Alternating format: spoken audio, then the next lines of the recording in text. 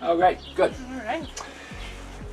Hi, my name is Richard Cassavant. Welcome to the Boston Rules inaugural podcast. Not podcast, but Paw'dcast. Today I have with me Nory. You have been going through a number of life changes. I know you by your single name. What is your married name?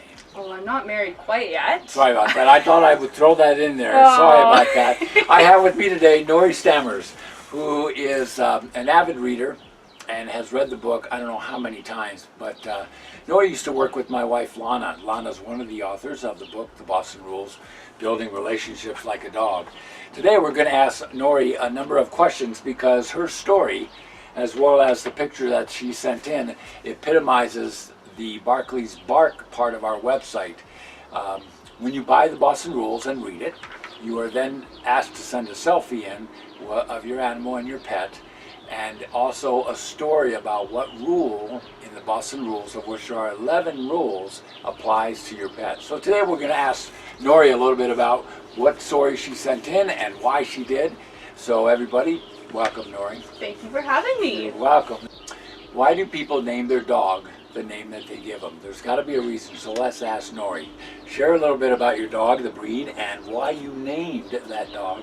Well, my little guy, his name is Edgar. He is just over a year and a half. He's a Nova Scotia duck-tolling retriever. Now, I named him before he was born. Oh my goodness, how did you do that? You know, I knew I wanted the name Edgar. Before naming him Edgar, the only Edgar I'd ever heard of was Edgar Allan Poe. So I knew it was, it was unique, it was original, and it was full of character, and I wanted a dog. I had great expectations that he would live up to a name with such character. So then, when we started to go and visit the puppies when they were just born, I tried not to have favorites, but of course you do. And our breeder, actually, you don't get to choose the dog, even if you're higher up on the list. They select the dog that best suits you. So we did have our favorite, and it turned out we got our favorite. Nice. And he has just totally lived up to the name Edgar in every sense. That he's quirky, he's such a character, and prior to that I'd never heard another dog person. I had never met an Edgar. And then after I named him, I started hearing Edgar all over the place. TV shows, America's Got Talent, like it was just popping up everywhere. But still, when I take him out to meet new people and they hear his name, there's, oh, what a cool name! It's original and it stands out, and it is. That's what I wanted. I wanted him to stand out. Edgar's the first dog I met with the name Edgar. It's just not a very common name among dogs. And did you meet another Edgar dog, or was it the people whose No, name was... just people. I have not met another Edgar dog yet. All right. About the book, The Boston Rules, without going into how you got your copy, all I know is that you probably have read it 20 times. Sure.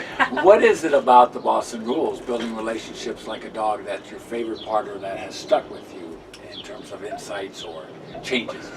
There's so much. I I think the biggest thing for me was when I first started reading it was just the undeniable desire to share it. I just wanted to share it with everyone, with friends, with colleagues.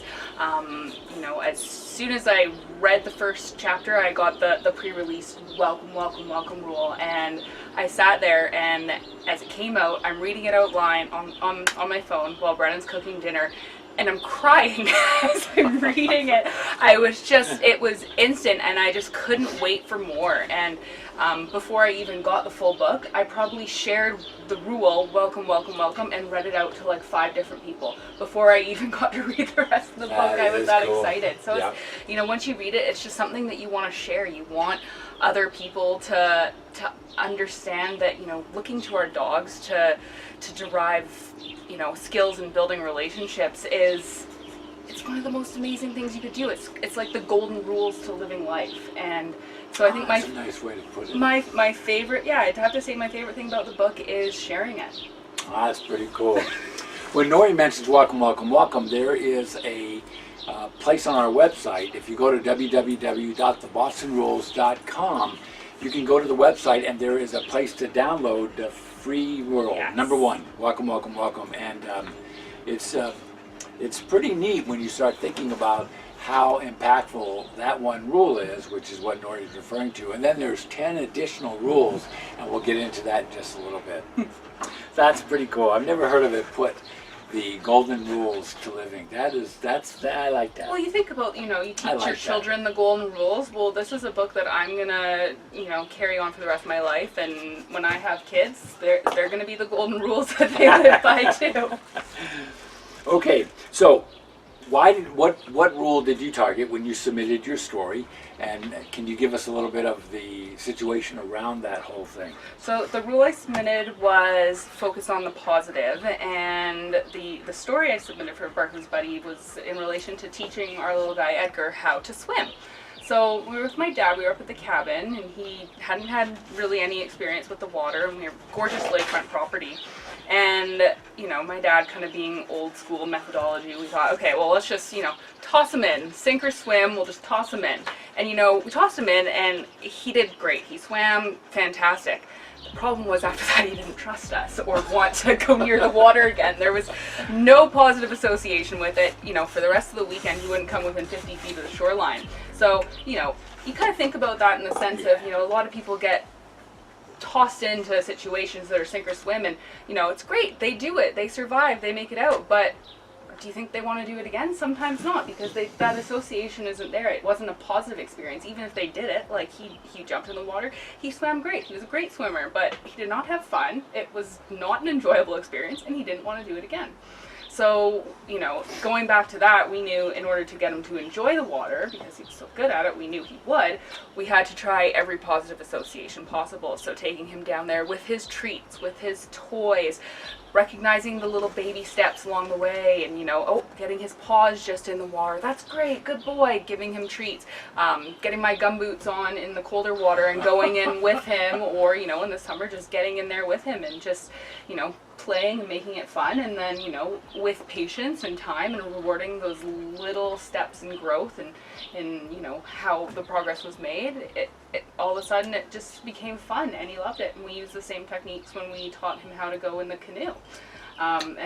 So we made it. We got him out on the dock, and that was another thing because we tossed him off the dock. So that's the picture that you sent in was in the canoe. Exactly. He in the canoe. Exactly. So when we tossed him in, Edgar's right down here.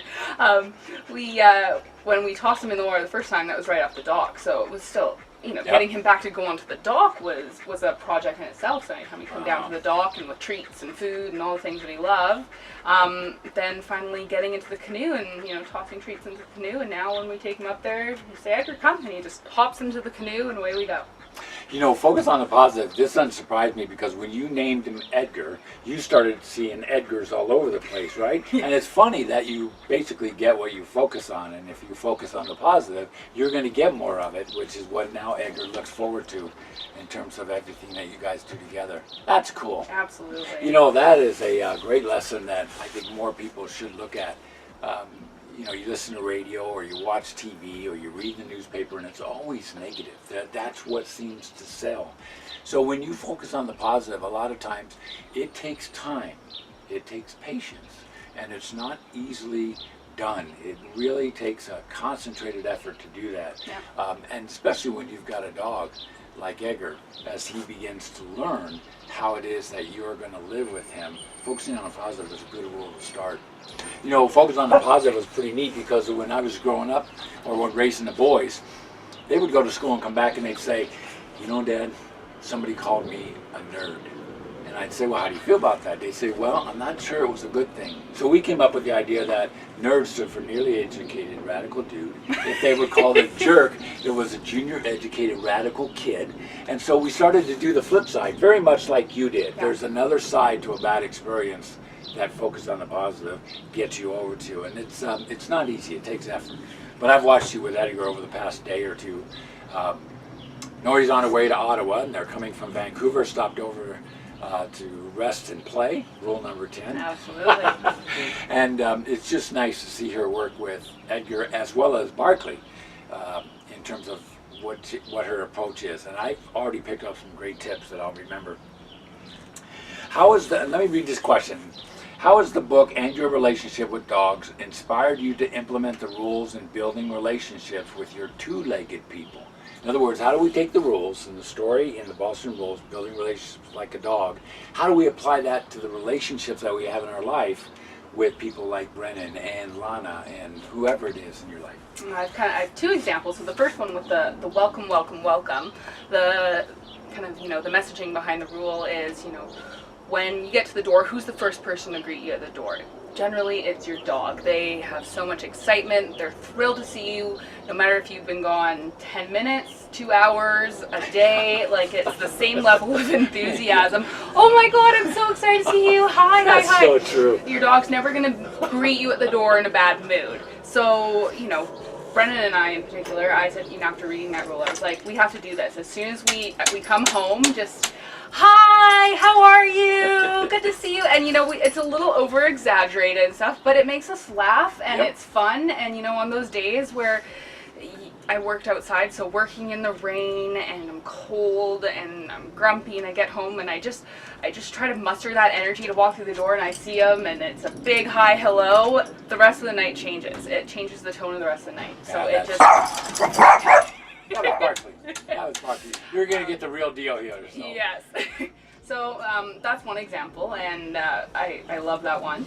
Another one, is with focusing on the positive. I was manager at a dog daycare and boarding facility on 4.5 acres. So I had a team of 8 young ladies, and they were incredible. And I just, I knew personally from my experience that, being acknowledged for those baby steps, and someone just making a point, to notice the little things that you're doing that are the steps to your greater accomplishments, they go a long way. They motivate you, they keep you moving. So, after reading that rule, I really made it a conscious effort with all of the girls on the team just to, great work on the pictures you did today. Oh, that crate was done just perfectly.